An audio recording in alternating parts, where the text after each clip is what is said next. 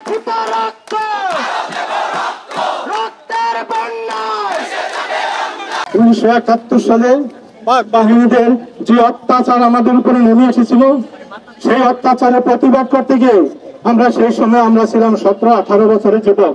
সেদিন আমরা রাস্তায় নেমেছিলাম, সেদিন আমরা অস্ত্র হাতে নিয়েছিলাম এই দেশকে স্বাধীন করার জন্য। আমরা দেশ স্বাধীন করেছি, আমার অনেক ভাই শহীদ হয়েছে, আমরা গাজী হয়ে ফিরে এসেছি।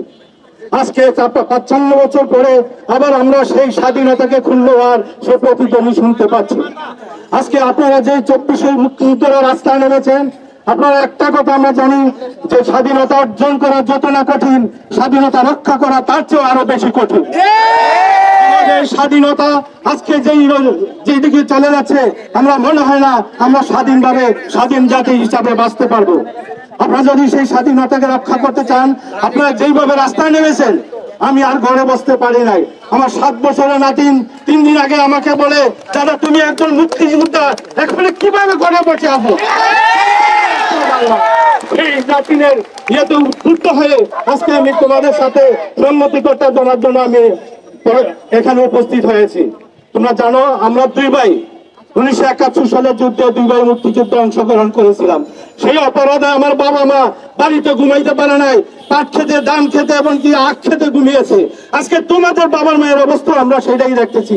তোমরা যুদ্ধে অংশগ্রহণ করছো বলো, তোমার বাপ মাদের উপর যে অত্যাচার অভিযান করা হচ্ছে, ঘর থেকে ধরে নিয়ে যাচ্ছে, সেই আমি আজকে রাগে গোসে আসলে আমার বয়স 70, সেই 70 বয়সে আজকে তোমাদের পাশে আমি দাঁড়িয়েছি। তোমার সাথে আমরা ইনশাল্লাহ আছি। এই যুদ্ধ, এই তারুণের যুদ্ধ কোনোদিনও পরাজিত হবার নয়। এই যুদ্ধ সামনের দিকে এগিয়ে যাবে। আমরা অভিভাবকরা, আমরা মুক্তিযোদ্ধারা তোমাদের পাশে থাকবো।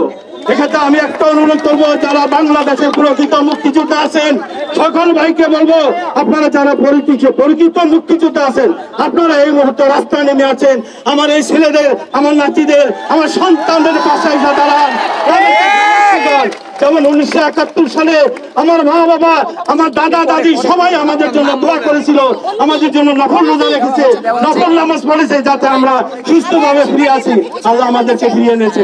আমরা আপনাদের জন্য, আমিও গত 7 দিন যাবৎ আপনাদের জন্য নফল নামাজ পড়ছি, রোজা রাখছি, এবং আপনাদের সুস্বাস্থ্য এবং সুস্থতা, নিরাপত্তা কামনা করছি। সকল মুক্তিযোদ্ধাকে আমাদের এখানে আসার জন্য আহ্বান জানিয়ে আমি আমার